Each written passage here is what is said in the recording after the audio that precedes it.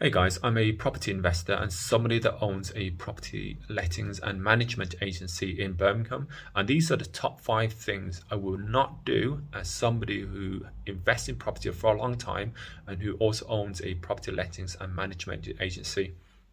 Okay, so the first thing I wouldn't do is I would not use a corporate or high street lettings agency. And the reason for this is that from my experience, they're just all about flashy marketing.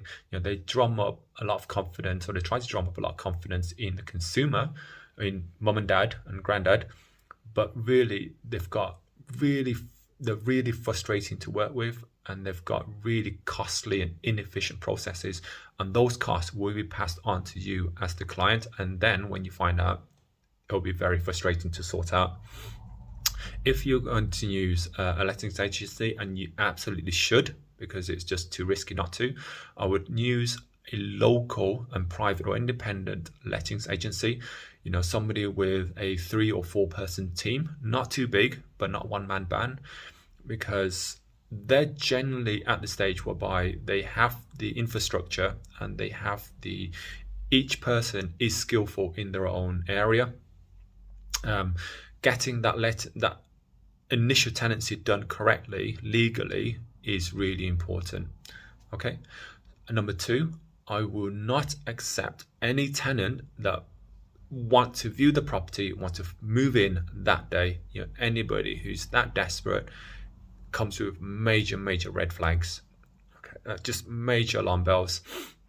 I've helped countless tenants in the past who just, I really want to move in today. I really want to move in today. They blow up your phone. You go out your way to help them. 99% of the time, it has turned out badly. As much as you want to help somebody because they're in a desperate situation, just be very careful. They're normally in that situation for a reason, and you just take that as a red flag, as a fire alarm, as an alarm bell. Okay. Number 3. I would certainly not try to do the lettings myself. Again, as I've said in number 1, lettings, finding your whole property endeavor, your whole property investment endeavor, that all boils down to finding a good tenant fast, and somebody who's prepared to pay you a good level of rent. No matter what you do in property investment, that is ultimately what it boils down to. Getting that lettings process, all the paperwork, all the legal work done properly is really important, because you want to do everything correctly at the front end. You want to find that great tenant at the front end, because then from then on, it should be plain sailing. That should set up the rest of your experience for that property, for the tenant for that property. So it's really important. If you're going to do it yourself, then I would certainly not skip referencing. So make sure you do a full referencing, do it properly, check everything. That's really important. And again, for the same reason, because the rest of your experience of that property and that tenant depends on that tenant themselves. So make sure you get a good tenant. It's just really important. Okay, so number 3, I personally would not accept any poor quality landlord clients. Again, that's the 80-20 rule. 80% of your headaches and your issues and your pains will come from 20% of your clients. From a business point of view, it makes a lot of sense. And from my point of view, it's just a personal thing. And to me, a poor quality landlord client is just somebody who just does not care about their product, so about their property, and does not care about their tenant clients. As long, the product itself can be of low quality or cannot, it might not be amazing, but as long as the landlord wants to provide a good quality product, then we can work on everything else. So it's all about their attitude. That's really important, because if they've got a good attitude and they want to provide a good service, then anything else can be solved. Anything else can be worked upon. Equally, I would not accept any poor quality tenant. Again, 80-20 rule. 80% of your headaches will come from 20% of your tenants. This is why the lettings process is so important.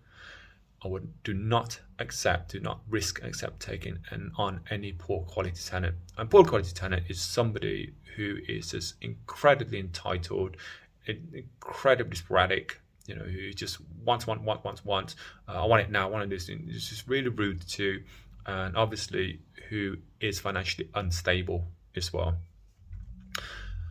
It's just, I can't just stress how important it is. Okay, so those are the two things.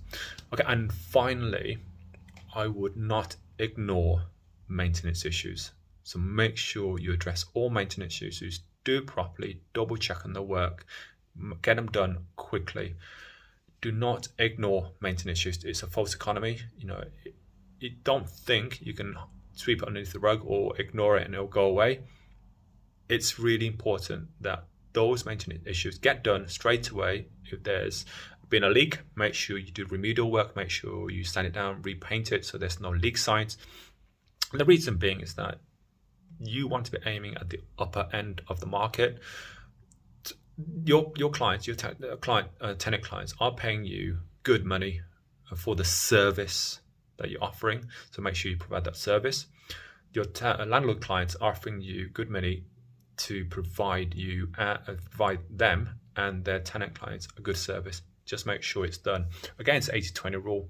You do all these things and you would not have the 80% headache.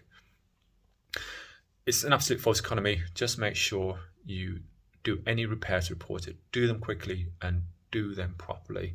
You attract better tenants, they'll stay for longer, they're happier, and if they're happier, you will not have headaches. I hope that's been helpful.